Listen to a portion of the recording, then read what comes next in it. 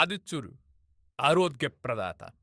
ఆరోగ్యం భాస్కరాత్ ఇచ్చేత్. ఆరోగ్యమును సూర్యుడి ద్వారా పొందండి అని ఈ శ్లోకానికి అర్థం. ఆరోగ్యప్రదాత అయిన సూర్యుడు విష్ణు స్వరూపులు, తనంత తాను కుట్టినవాడు.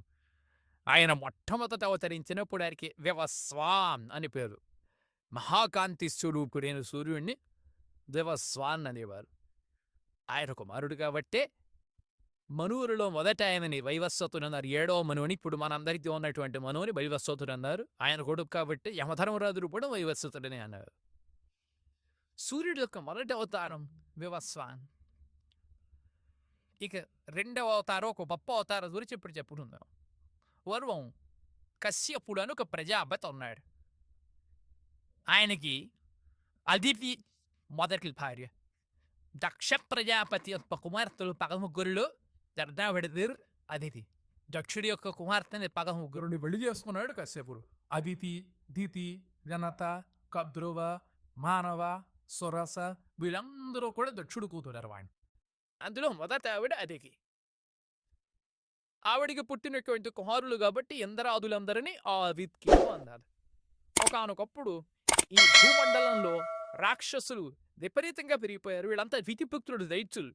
వీళ్ళు దేవతలని సర్వనాశనం చేయడం మొదలుపెట్టారు. ఋషులను నాశనం చేయడం మొదలుపెట్టారు.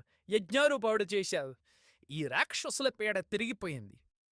వీళ్ళని ఎలా నాశనం చేయాలో తెలియక దేవతలంతా తల్లిదండ్రుల దగ్గరకు వచ్చి మొరపెట్టారు. ఓ అదితి, కశ్యప ప్రజాపతులారా, మీరు మా తల్లిదండ్రులు. మీ పుత్రులే అయినటువంటి రాక్షసులు మమ్మల్ని నాశనం చేస్తున్నారు. దితిపుత్రులు సమస్త లోకాలని విధ్వంసం చేసి బ్రతకనివ్వకుండా చేస్తున్నారు. ఈ రాక్షసుల నుంచి మమ్మల్ని రక్షించండి అని ఇంద్రాది దేవతలు ఒకప్పుడు కశ్యపుణ్ణి అదితిని వేడుకోదా. అప్పుడు అదితి కశ్యపుడితో కలిసి సూర్య భగవానుడిని ప్రార్థించాయి. సూర్యుడు అఖండ తేజోవంతుడు. వాళ్ళ ప్రార్థనకి సంతోషించాడు. విగ్రహ రూపంతో ప్రత్యక్షమయ్యాడు. సూర్యుడు ఒక మండల రూపంలో ఉంటాడు. అదంతా మహాకాంతి. ఆ కాంతిని ఎవరు చూడగలరు? అందుకే ఆయన రూపము ధరించి ప్రత్యక్షమయ్యాడు. ఆకారాన్ని బట్టి శ్రద్ధలతో ప్రార్థించారు అదితి, కశ్యపుడు. మీకేం వరం కావాలో కోరుకోండి అన్నాడు ఆయన. రాక్షస సంహారం కోసం నువ్వు మా కడుపున పుత్రుడై పుట్టు. మాకు పుత్రుడవై పుట్టి లోకములను నాశనం చేస్తున్న దైత్యుల్ని సంహరించు. యజ్ఞములను రక్షించి ఇంద్రాది దేవతలకి స్వర్గరాజ్యం తిరిగి వచ్చేటట్లు చెయ్యి.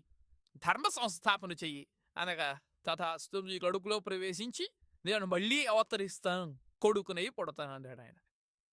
ఇచ్చిన మాట నిలబెట్టుకుని అదితి గర్భంలో కశ్యప ప్రజాపతి ద్వారా ప్రవేశించాడు ఆయన.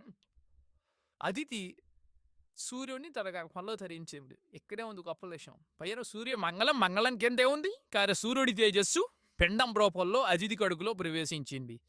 1000 సంవత్సరముల పాటు అదితి గర్భం ధరించింది.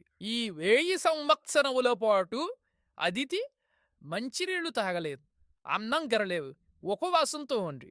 దాంతో కశ్యపుడికి కోపం వచ్చి, ఏం కడుపులో ఉన్న కుర్రవాణ్ణి చంపేస్తావా, మరితం చేస్తావా, మృతమైన పిండం పుడుతుందేమో అన్నాడు.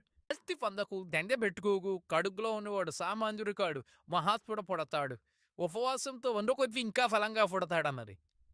అలా అనగానే తత్పర కడుపులోంచి పిల్లవాడు పుట్టుకొచ్చేశాడు. ఈ విధంగా అదితికి కశ్యపుడికి ఇచ్చిన మాట నిలబెట్టుకుని సూర్యభగవానుడు కొడుకుగా పుట్టాడే. ఆ పుట్టిన తిథే మాఘమాసం శుక్లపక్షం సప్తమి తిథి. దానిని ఈనాడు మనం సూర్య జయంతిగా రథసప్తమిగా పిలుస్తున్నాం. అసలు ఎంత కథ ఉంది దాని కథలు. అఖిలాండ కోటి బ్రహ్మాండ నాయకుడు విష్ణు స్వరూపుడైన సూర్యభగవానుడు అదితికి కశ్యపునికి జన్మించినటువంటి దివ్యతిథి రథసప్తమి. ఈ కథని ఈ రథసప్తమి నాడు శ్రద్ధగా వింటే, అంటే సూర్యభగవానుడు అదితికి కశ్యపుడికి పుట్టినటువంటి కథని వింటే అటువంటి వాడు మీ యజ్ఞములు చేసిన ఫలితం పొందుతాడని ఖురాన్